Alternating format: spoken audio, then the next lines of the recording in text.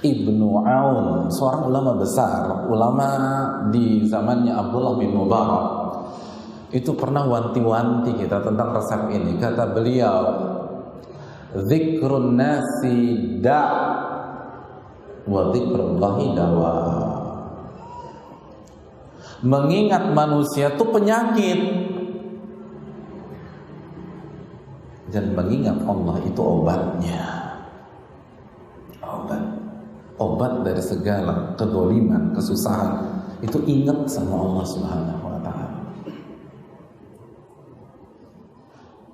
Yang jadi masalah, kita ingat sama manusia. Ingat sama manusia. Saya ingin tanya sama ibu sekalian, istri mana yang tenang ketika suaminya selingkuh kalau setiap hari yang dia ingat wajah tuh pelakor? Ada nggak? Alhamdulillah Pak Ustadz, saya mulai tenang. Kenapa Bu? 3 kali sehari saya natap wajah tuh pelakor, kayaknya tenang banget hidup saya. Gak. Semakin ingat semakin gila tuh orang ini.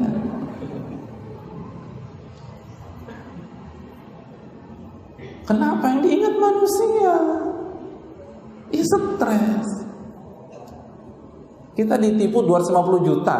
Selama kita ingat muka tuh penipu, nggak akan bisa bahagia kita. Stres. Ini kesalahan, sesimpel itu.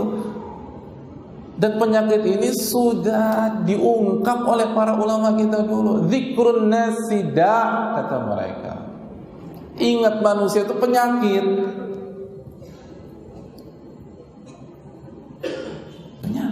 Obatnya apa? Ingat Allah. Atau obatnya sentuh.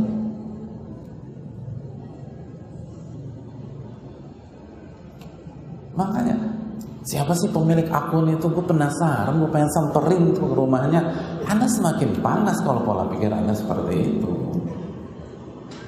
Misalnya ada yang hack itu kita, atau bawa nama kita di sana. Ada yang buat akun palsu tentang kita emosi banget. Hadirin, melakukan sebuah ikhtiar itu ada babnya. Saya nggak bahas masalah itu. Menuntut orang yang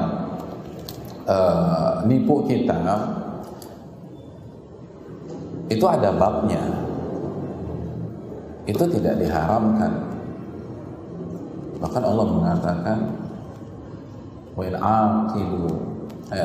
aqabtum fa'aqibu bimithli ma uqibtum bi. Kalau kalian ingin membalas, silakan balas yang setimpal.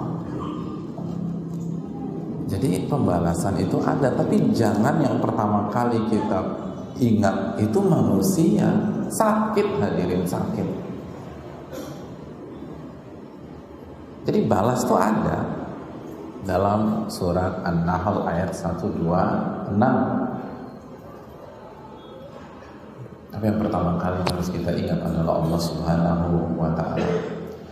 Ustaz, saya ingin tanya, emangnya begitu signifikannya bedanya? Oh iya,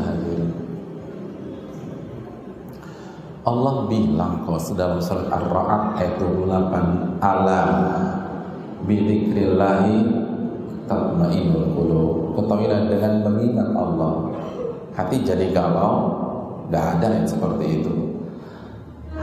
Ketahuilah hanya dengan mengingat Allah hati menjadi tenang. Dan ayat ini dalam ilmu balaghah itu qasar atau hasar. Jadi hanya dengan mengingat Allah, nggak ada cara lain. Kalau kita mau tenang, di saat kita didolimi, disakiti, ditipu, diselingkuhi, dikhianati, ingat Allah Subhanahu wa ta'ala. Hadirin, karena kalau kita ingat Allah itu beda. Apa bedanya? Kalau kita ingat Allah, maka kita akan teringat akhir surat At-Tin Alaihissallahu biahkamil hakimin. Bukankah Allah hakim yang paling bijak? Kan tenang hati itu. Kenapa nih gue ditipu segini? Kenapa gue dibully sama temen gue? Oh, Allah yang mentakdirkan. Siapa Allah? Hakim yang paling bijak.